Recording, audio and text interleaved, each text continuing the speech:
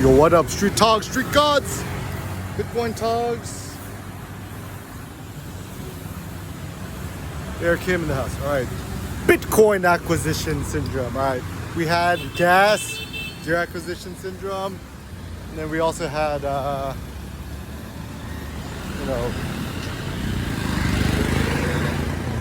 book acquisition syndrome, and now it looks like the best syndrome to have is Bitcoin acquisition syndrome. So what is that? Essentially means that like everything you do in life is geared towards acquiring a Bitcoin. I mean, it seems like a good idea. Are there any downsides to Bitcoin? No. So the first thought, contrary to popular belief, Bitcoin is like probably the most stable thing on the planet. The reason why you see such like crazy price swings happen so quickly, it's a feature, not a bug. The big issue is that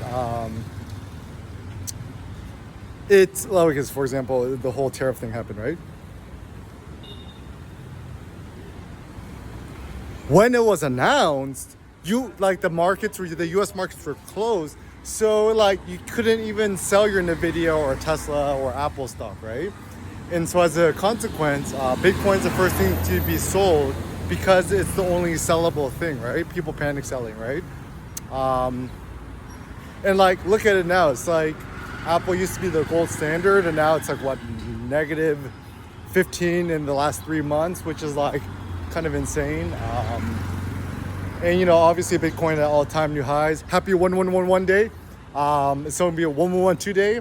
And I think even now, like, we're kind of poised to hit 120, 150, 200, whatever soon, right?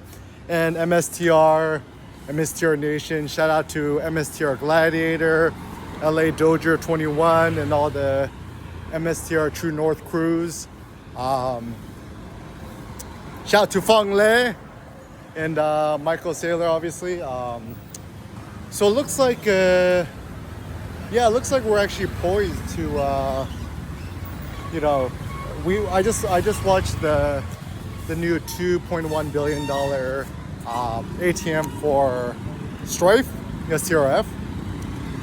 And the notion of Bitcoin torque, it's like the triple motor. It's like Tesla Model S Plaid. You got the triple motor, it's probably the most torque in a production-ready car in the universe, right? Well, 1.99 seconds, 0 to 60. To some people, it can cause nausea, obviously, and that's the downside of torque. It's kind of like the Holy Trinity, the Holy Grail, right? And probably more things to come. Anyways, so one thing I've been actually trying to think about is MSTR market cap. Strategy is market cap. And so it's still like kind of a baby, right? Like it's punching well above its weight class. So for example, Eric Kim, just Google it, like Eric Kim, what was it? 471 kilogram rack pull, which is what, 1,038 pounds or something, right? Just Google it. Apparently I've been going viral without even knowing it. That's when you know that he's really legit. I accidentally just discovered via ChatGPT search because I was searching something else. But anyways, so in the presentation, it's already hinting at MSTR price at $500 a share, $1,000 a share, $5,000 a share. And so the double hedge, which is pretty obvious, right? Just buy Bitcoin on Coinbase, right? Buy however much you can. Currently, the new maximum is you can actually mortgage up to $1 million worth of your Bitcoin, which I did. And I think because everything is going so well in the Bitcoin crypto universe, I wouldn't be surprised if Coinbase increases that to like 2 million, 3, 4, 5 million, maybe one day 10, 20 million. So then essentially Coinbase becomes a new bank. Like look at JP Morgan Chase. Jamie Dimon is like reluctantly saying that, JP Morgan Chase, we will defend your right to Bitcoin. And it's always a good sign when you have an unwilling party decide to do something, like kind of not happy. Look at that gloss pink Porsche. Yeah, actually, to people who have never been to Phnom Penh, Cambodia, yeah, people here are way richer than you. I see on like average, like 7 Rolls Royces a day. They've almost become commonplace.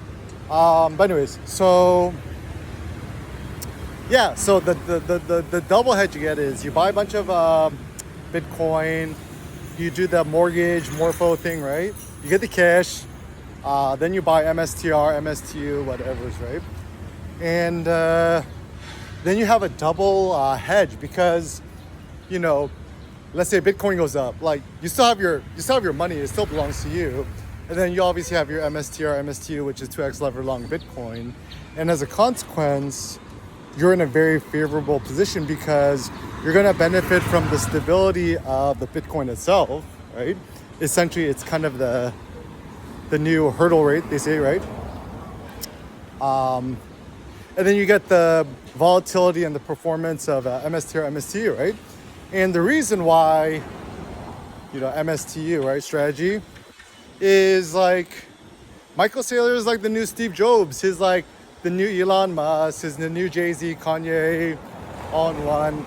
He's actually more important because he's like almost like the new John D. Rockefeller, but for money.